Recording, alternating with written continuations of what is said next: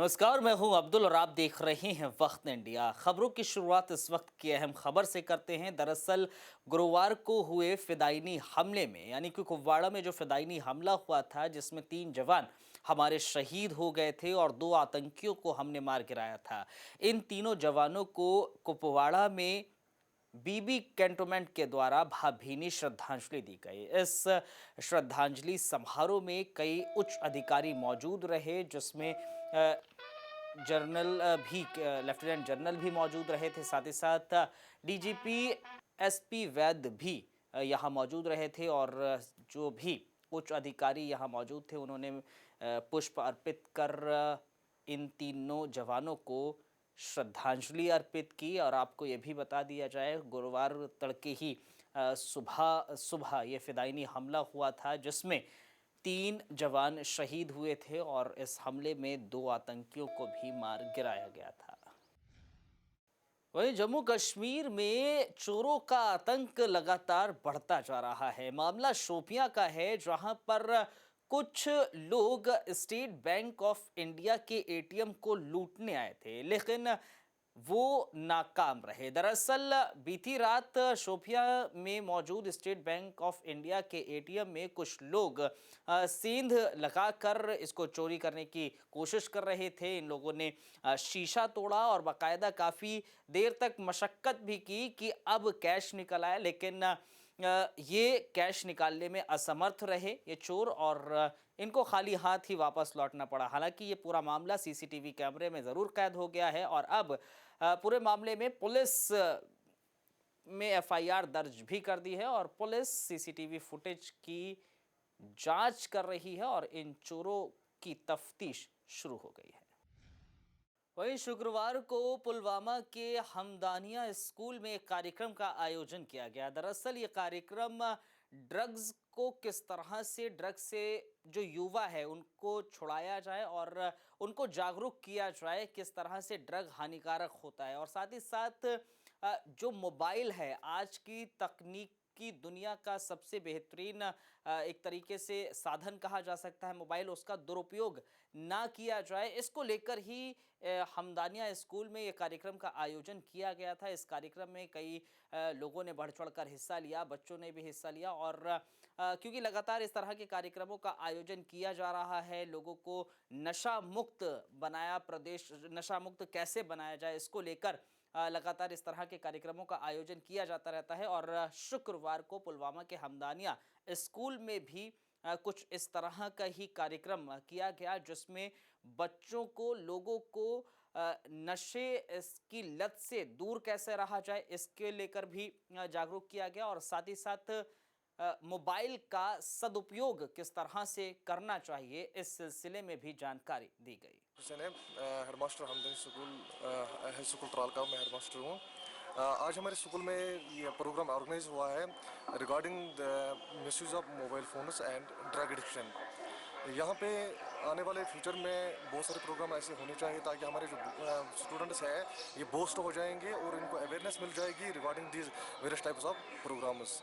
और ये programme next इंशाल्लाह रहमान जो आने वाले मंथ्स में है उनमें भी ऐसे कुछ प्रोग्राम्स होने चाहिए with the collaboration of this पान एफएम टीम ने यहाँ पे ऑर्गेनाइज किया है। उसकी बदौलत से हमारे जो बच्चे हैं ये आज बूस्ट हुए हैं और इनको अवेयरनेस हुई है regarding the drug addiction and misuse of mobile phones.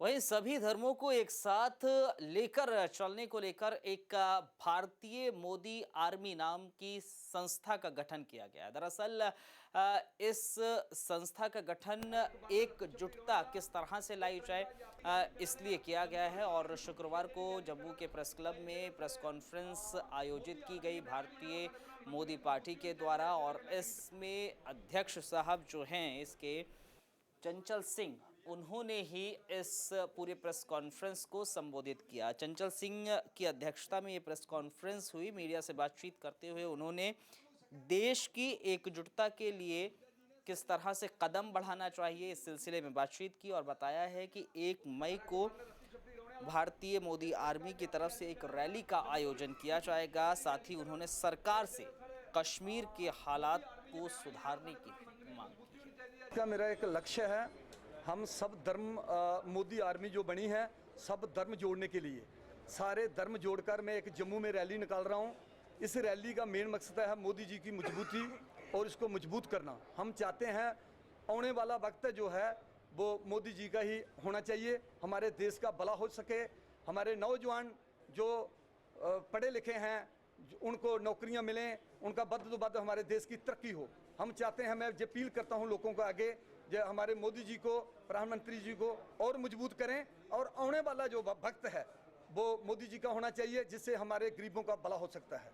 वहीं शुक्रवार को जम्मू में पैंथर्स पार्टी की ओर से एक प्रेस कॉन्फ्रेंस का आयोजन किया गया। इस प्रेस कॉन्फ्रेंस का मकसद था रोहिंग्याज और बांग्लादेशियों को जम्मू कश्मीर से बाहर निकालना। दरअसल पैंथर्स पार्टी पिछले काफ़ी वक्त से इन रोहिंग्याज और बांग्लादेशियों को राज्य से बाहर निकालने के लिए लगातार मुहिम चला रही है। इनका कहना है कि ये जो रोहिंग्याज और बांग्लादेशी हैं वो गैर कानूनी तरीके से जम्मू में रह रहे हैं। इनकी वजह से काफ़ी लोगों को परेशानियों का सामना भी करना पड़ रहा है और पैंथर्स पार्टी का सरकार से कहना है कि जल्द से जल्द इन रोहिंग्याज और बांग्लादेशियों को राज्य से बाहर निकालना चाहिए, अन्यथा पैंथर्स पार्टी एक बड़ी रैली करेगी। देखिए, पैंथर्स पार्टी की एक रैली आज प्रेस क्लब से निकलकर रघुनाथ बाजार से होते हुए सेक्रेटेरिएट की तरफ कूच करेगी और हम सरकार को ये चेताना चाहते हैं कि जो बाहर से विदेशी नागरिक प्रवासी यहाँ आकर बस रहे हैं गैर कानूनी तरीके से, जिसमें रोहिंग्याज और बांग्लादेशीज हैं, जो यहाँ के कल्चर के लिए, यहाँ के भाईचारे के लिए एक बहुत बड़ा खतरा है, जिनके बारे में ये कहा जा रहा है कि वो ड्रग ट्रैफिकिंग में इन्वॉल्व हैं, जो ह्यूमन ट्रैफिकिंग में इन्वॉल्व हैं, जिनके खिलाफ क्रिमिनल केसेस हैं और जो जिहादी रेडिकलाइजेशन को यहाँ बढ़ावा देने आए हुए हैं, उनको जम्मू के लोग किसी भी कीमत पर बर्दाश्त करने के लिए तैयार नहीं है। ये सीधा और स्पष्ट पैगाम हम इस सरकार को देना चाहते हैं और यूनियन गवर्नमेंट को देना चाहते हैं। शिक्षा व्यवस्था की बदहाल स्थिति अक्सर आप देखते रहते होंगे। सरकारी स्कूलों के जो हाल है वो भी आप उन सब से वाकिफ होंगे, लेकिन आप अगर उधमपुर के पंचेरी जोन के इस प्राइमरी स्कूल पहुंचेंगे तो आपको एक बार फिर शिक्षा की पोल खुलती हुई नजर आएगी। दरअसल इस प्राइमरी स्कूल में बच्चे पढ़ने ज़रूर जाते हैं, लेकिन शिक्षक यहाँ गैर मौजूद रहते हैं। शिक्षक महज 2 से 3 घंटे आते हैं और इन बच्चों के भविष्य के साथ इस प्राइमरी स्कूल में खिलवाड़ हो रहा है। दरअसल ना ही शिक्षा विभाग की नज़र यहाँ पर पड़ रही है और जो परिजन हैं बच्चों के, उनका कहना है कि कई बार परिजन स्कूल जाकर प्रिंसिपल से भी दरख्वास्त कर चुके हैं कि बच्चों के भविष्य के साथ खिलवाड़ ना किया जाए और जल्द से जल्द शिक्षकों की नियुक्ति की जाए और जो नियुक्त शिक्षक हैं वो टाइम पर स्कूल आएं और बच्चों को शिक्षा दें। लेकिन जो तस्वीरें आप देख रहे हैं ये तस्वीरें बयां कर रही हैं इस स्कूल की हकीकत को कि किस तरह से इस स्कूल में शिक्षा का स्तर हो रहा है और किस तरह से इस स्कूल में इन बच्चों का भविष्य उज्जवल नहीं अंधकार में जा रहा है। हमारी परेशानी यही है सर कि स्कूल बंद ही रहता है कि टीचर नहीं आते हैं स्कूल में। तो हमने कई बार एमएलए को भी बोला था, डीसी साहब को भी बोला था कि स्कूल की बहुत प्रॉब्लम है, तो इधर कोई टीचर नहीं है आशा। तो हमारी को प्रॉब्लम किसी ने नहीं कोई सुनी है सर। तो हम कहाँ जाएंगे, गरीब बंदे हैं, कहाँ जाएंगे हम सर। बच्चे हमारे खज्जल हो रहे हैं कि लड़कियां खज्जल हो रही हैं। आज देखो तो पढ़ाई का सब कुछ पढ़ाई ही पढ़ाई है, मगर इधर तो कुछ भी नहीं है सर। स्कूल के हफ्ते के 2 बार ही आता है टीचर सर, उधमपुर से आता है, हफ्ते के 2 बार ही आता है। आएगा भी तो 12 बजे पहुंचेगा, 2 बजे चला जाएगा 2 घंटे के लिए।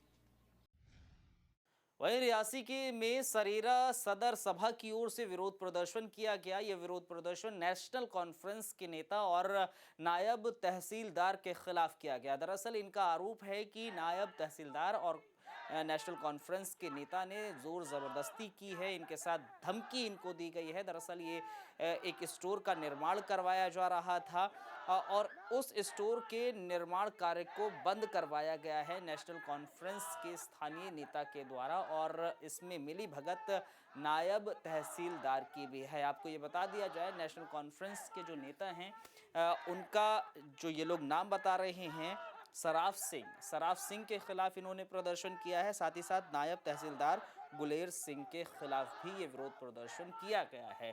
इन लोगों का आरोप ये है कि गुलेर सिंह और सराफ सिंह, इन दोनों की मिली भगत की वजह से स्टोर का काम एक चल रहा था जो गीता नगर में चल रहा था, रियासी के गीता नगर में, और इन दोनों ने रसूख के दम पर कुछ लोगों को बुलवाया और धमकी दी गई और उस निर्माण कार्य को बंद करवा लिया गया। अब सदर जो सरेरा सभा है, सरेरा सदर सभा, इनका कहना है कि जल्द से जल्द इन दोनों पर कार्रवाई की जाए। अगर कार्रवाई नहीं की गई तो ये जोरदार प्रदर्शन करेंगे। हमारी सीधी सी मांग है कि हमारे पिछले 30-35 सालों से हमारे पास जगह है, स्टेट लैंड है, तकरीबन 2 कनाल के करीब वो जगह है। हमारी मांग है डीसी साहब के साथ है कि हमें वो, हमारा अंदराज है वहाँ पर और हमारा कब्जा है, तो कोई ना कोई वहाँ हमें अड़चन डालने आ जाता है। तो हमारी मांग है डीसी साहब के साथ के जो स्टे वगैरह किया है उसको तुरंत तोड़ा जाए और हमें इजाज़त दी जाए वहाँ काम करने की। ये सरफ सिंह नाग और उसका भाई नायब तहसीलदार जो है वो है, और उसने काफ़ी जो है स्टेट लैंड बिक्री भी की हुई है प्लाट बनाकर, तो उसकी भी इंक्वायरी की जाए। तो एक सुखदेव सिंह नाम का एक बंदा उन्होंने कल आगे किया है, तो उनकी इंक्वायरी की जाए। बाकी हमारे पास नकलें हैं, 60 साल पुरानी हमारे पास बिक्री हुई नकल है, ये जो मालिकों के कब्जे से जगह निकल चुकी है। वहीं भदरवा में JKSSB के उम्मीदवारों ने प्रशासन के खिलाफ प्रदर्शन किया और ये प्रदर्शन दरअसल इसलिए किया गया क्योंकि JKSSB के जो उम्मीदवार हैं इनका आरोप है कि मैनेजमेंट ठीक ढंग से नहीं किया जा रहा है, भेदभाव किया जा रहा है। ये लोग वो हैं जो इंस्पेक्टर और सब इंस्पेक्टर के खाली पड़े पद के उम्मीदवार हैं और परीक्षाएं जो भदरवा के एक स्कूल में आयोजित की गई थी, लेकिन वहां पर मैनेजमेंट की खासी खामियों की वजह से इन सब उम्मीदवारों ने परीक्षा का बहिष्कार किया है। दरअसल इनका आरोप है कि कुछ उम्मीदवारों को परीक्षा 2 बजे ही परीक्षा पत्र 2 बजे दे दिए गए थे, कुछ को 2:30 बजे दिए गए हैं। मैनेजमेंट में काफ़ी खामियां हैं जिसकी वजह से इन लोगों ने इस परीक्षा का बहिष्कार किया है।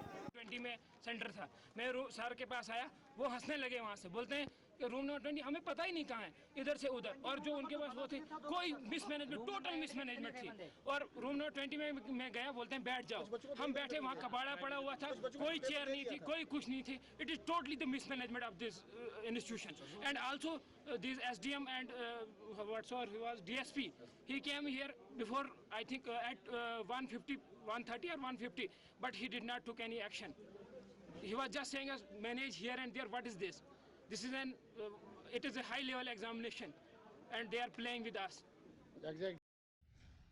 वहीं उधमपुर में सर्व शिक्षा अभियान के तहत शिक्षकों को प्रशिक्षण दिया गया। दरअसल इन शिक्षकों को प्रशिक्षण जो दिया गया है वो इसलिए दिया गया है ताकि ये उन बच्चों को शिक्षा ग्रहण करा सकें जो बच्चे शिक्षा नहीं ले पाए किसी वजह से या फिर किसी वजह से स्कूल छोड़कर चले गए। 161 शिक्षकों ने इस प्रशिक्षण शिविर में हिस्सा लिया और आपको बता दिया जाए सर्व शिक्षा अभियान के तहत ही ये कार्यक्रम आयोजित किया गया है जिसमें इन शिक्षकों को वो शिक्षा दी गई है जो शिक्षा ये बच्चों को दे सके ताकि बच्चों का भविष्य उज्जवल हो सके।